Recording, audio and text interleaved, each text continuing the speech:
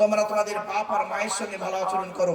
তোমাদের মায়েদের বয়স, তোমাদের মা তোমাদের বড় কষ্ট করে গর্ভে ধারণ করেছে, দুনিয়ার মুখটা বড় কষ্ট করে দেখিয়েছে।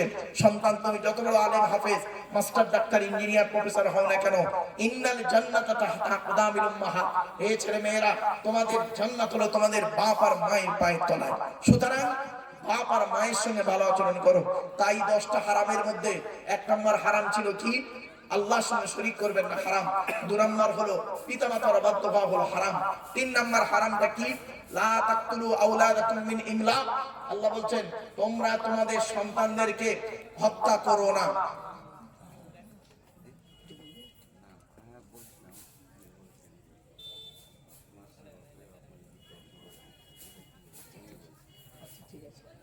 বলে দিচ্ছি বাবা, চিন্তা নেই, শুনে নিন। পিতামাতার আলোচনা করতে গিয়ে আমি পিতামাতার নেগেটিভ পজিটিভ দুটো আলোচনা করি। তো আজকে আমি শুধু পজিটিভ আলোচনা করছিলাম, যাক নেগেটিভ আলোচনা করার সুযোগ ছিল না, তবে একটু দরকার আছে। শুনে নিন, বাপ আর মা তাদের নেগেটিভ আলোচনা কি দেখবেন, চমকে যাবেন। আল্লাহর নবীর কাছে একজন ব্যক্তি এসে বললেন, ইয়া রাসূলুল্লাহ, আম্মা সম্পর্কে আপনি কিছু বলুন। হাক্কুল ওয়ালিদি আলাল ওয়ালাদি সালাসাতু আশিয়া। নবীজি বললেন প্রত্যেক পিতামাতার দায়িত্ব হলো ছেলে মেয়ের উপরে 3টি।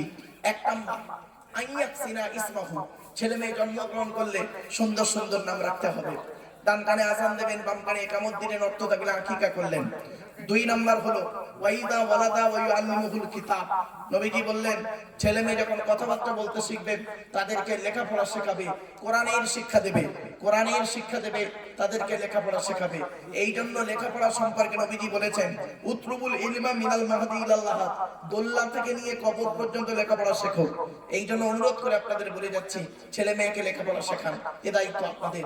আপনি বাম্মা যদি লেখাপড়া না শেখান তাহলে আপনার ছেলে আপনার প্রতি খারাপ আচরণ করবে, এটাই স্বাভাবিক। শুধু তাই নয়, এজন্য আপনাদেরকে বলে যাচ্ছি পিতামাতার অনেক ভুল আছে। কি ভুল শুনে নিন।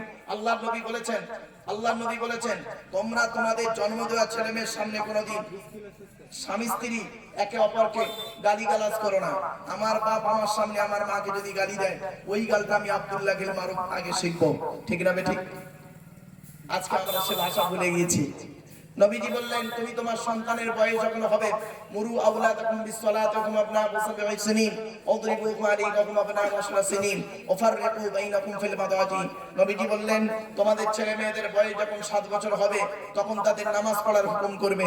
তাদের বয়স যখন 10 বছর হয়ে যাবে তারা যদি নামাজ না পড়ে পেটাই দিয়েও নামাজ পড়বে। বাম্মা নিজেই তো নামাজ পড়েন না, তো ছেলে মেয়েকে বলবে কি করে? বাপের 4টে ছেলে, বড় ছেলেরা পয়সা দেয় বলে বড় ছেলেকে দাদু বেশি করে কোলে করে দেয়, আর বাকি নাতিদের দেখে না। বাপের 4টে ছেলে, মেজো ছেলেরা পয়সা দেয় বলে মেজো ছেলের নামে গোপনে 1.5 বিঘা জমি ছিল, স্টিকারদের চলে গেছে। আর ছেলেগুলোকে জন্ম দিয়েছিল মানে ভেসে এসেছিল। তুমি বাপ, তোমার কাছে সকল ছেলে সমান। শুধু তাই নয়, অনেক পিতামাতা আছে, শুনে নিন। আল্লাহ হলেন আহকামুল হাকিমিন, আল্লাহ হলেন সব থেকে বড় বিচারক। আল্লাহর একটা নাম হলো লতিফ। কি বললাম? লতিফ, সূক্ষ্ম। মনে রাখবেন আল্লাহ পাক সবকিছু দেখেন, সবকিছু জানেন। হয়তো অনেকের ধারণা হয় বাম্মা অভিশাপ দিলে ছেলের লেগে যাবে, বাম্মা অভিশাপ দিলে ছেলের লেগে যাবে। আর বাম্মা যদি ছেলের প্রতি অত্যাচার করে যায়, বাম্মা যদি ছেলের প্রতি দিনের পর দিন অত্যাচার করে যাচ্ছে, বৌমার প্রতি অত্যাচার করে যাচ্ছে, অত্যাচারের কোনো সীমা নেই। অনেক বাম্মা আছে দেখবেন ছেলে যদি বিনা ফোনে বিয়ে করে, কি ফোন বলেন তো, হ্যাঁ কোন ফোন বলেন তো, ছেলে যদি বিনা ফোনে বিয়ে করে, অনেক পিতামাতা আছে ছেলেকে পেশাই করে, মানে পেশার দেয়, পেশা। ছেলে যদি বিনা ফোনে বিয়ে করে ছেলেকে অত্যাচার করে, এমনকি বৌমাকেও পর্যন্ত অত্যাচার করে অনেক শ্বশুর শাশুড়ি আছে। মনে রাখবেন কবরে আপনাকে শুতে হবে, কবর কাউকে ছাড়বে না, ছাড়বে না কবর আপনাকে, এটা যেন মাথায় থাকে আপনার।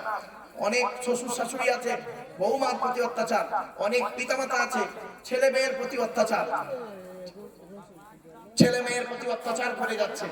একের পর এক অত্যাচার, শারীরিক অত্যাচার, মানসিক অত্যাচার, দৈহিক অত্যাচার, সম্পত্তির অত্যাচার, সমস্ত দিকের অত্যাচার করে যাচ্ছে।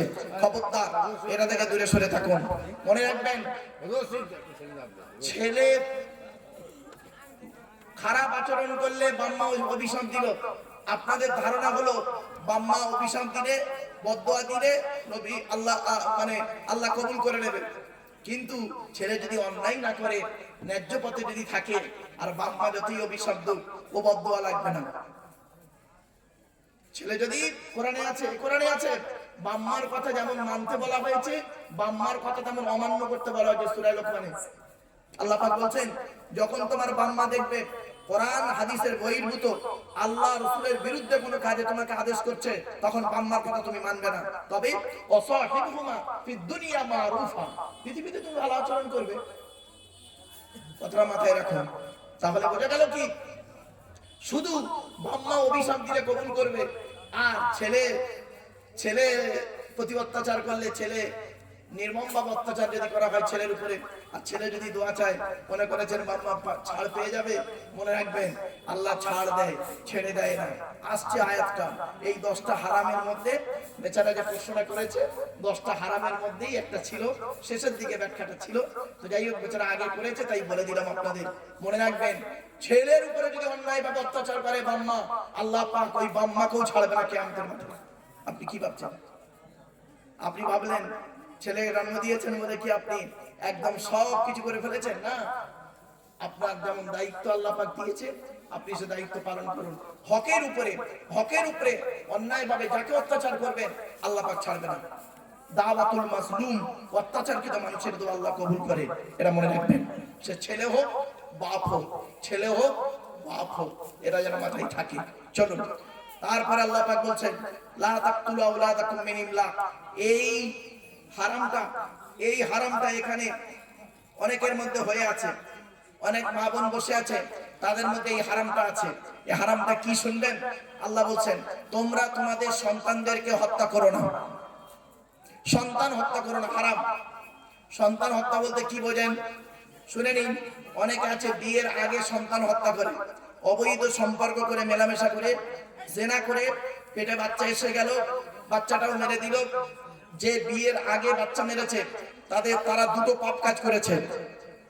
1 নাম্বার হলো জেনা করার জন্য পাপ কাজ, 2 নাম্বার হলো সন্তান হত্যার জন্য পাপ কাজ।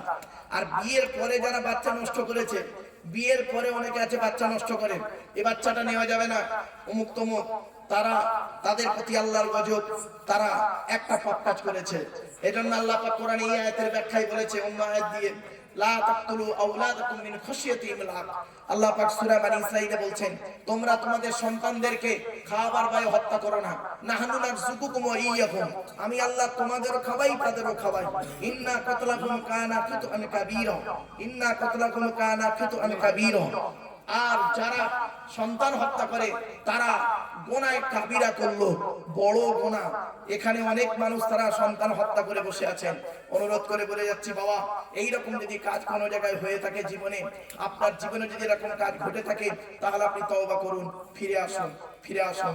কোরআন বলছে, ইয়া আইয়ুহাল্লাযীনা আমানু তুবু ইলাল্লাহি তাওবাতান নাসুহা।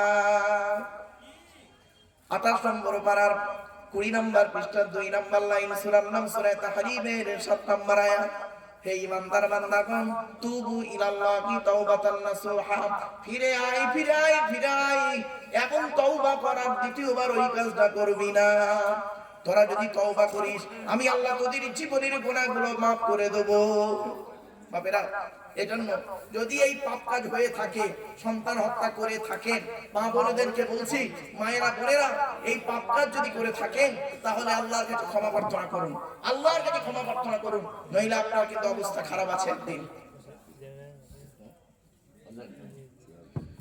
4 নাম্বার হলো কি জানেন? আল্লাহ পাক বললেন, লা তাকরাবুল ফাওয়াহিশা মা যাহারা মিনহা ওয়া মা বাতান। আল্লাহর কোরআন জানিয়ে দিয়েছে 4 নাম্বার হারাম জিনিসটা কি জানেন? প্রকাশ্য অপ্রকাশ্য পাপ কাজ করো না। প্রকাশ্য অপ্রকাশ্য পাপ কাজের ধারে বাড়ে যেও না। প্রকাশ্য পাপ কাজ কি, অপ্রকাশ্য পাপ কাজ কি? ছোট্ট একটা উদাহরণ দিচ্ছি। বাবা, প্রকাশ্য পাপ কাজ আপনারা তো জানেন, সুদ খাওয়া হারাম কাজ। কিন্তু সুদের কারবার খুব বেড়ে গেছে। পাড়ায় বন্ধন টন্ধন ভালো চলছে, চলছে। দেখবেন সুদের সর্বনিম্ন হারাম কি জানেন? মা বোনেদের বলে যাচ্ছি, শুনে নিন। সুদের সর্বনিম্ন হারাম হলো মায়ের সঙ্গে ব্যভিচার করা। নাউজুবিল্লাহ বলুন। এত জঘন্য পাপ কাজ হলো সুদের। কোরআনে আল্লাহ পাক সুদ সম্পর্কে ব্যাপক আলোচনা করেছেন। কিয়ামতের মাঠে শয়তানের সারিতে তাকে দাঁড় করিয়ে দেওয়া হবে। মা বোনদেরকে বলে যাচ্ছি, এই সুদ কারবার থেকে দূরে সরে থাকুন। আপনি মানবেন না মানবেন এটা আপনার ব্যাপার। আমার দায়িত্ব হলো ফাযাক্কির ইন্নামা আনতা মুযাক্কির লাস্তা আলাইহিম বিমুসাইতির। আমার বাপেরা, আমার দায়িত্ব হলো কি? কোরআনে আল্লাহ পাক বলেছেন রাসূলকে, ইয়া আইয়ুহা রাসূল বাল্লিগ মা উনজিলা ইলাইকা মির রাব্বিক, নবী তোমাকে যা নাযিল করেছে সেটা তুমি মানুষের কাছে পৌঁছে দাও। আমি আপনাদেরকে বাড়াবাড়ি করতে পারবো না। কোরআন জানিয়ে দিয়েছে লা ইকরাহা ফিদ্দীন, ধর্মের মধ্যে কোনো বাড়াবাড়ি নাই। তবে আপনাদেরকে আমি অনুরোধ করছি, ফাযাক্কির ইন নাফাতিয যিকর, মনে রাখবেন উপদেশ দাও, উপদেশ মানুষকে উপকার করে। তাই আপনাদেরকে উপদেশমূলক কথা কিছু বলে যাচ্ছি, এই অনুরোধ আপনাদেরকে করে যাচ্ছি। 1 নাম্বার হারাম হলো শিরিক করা।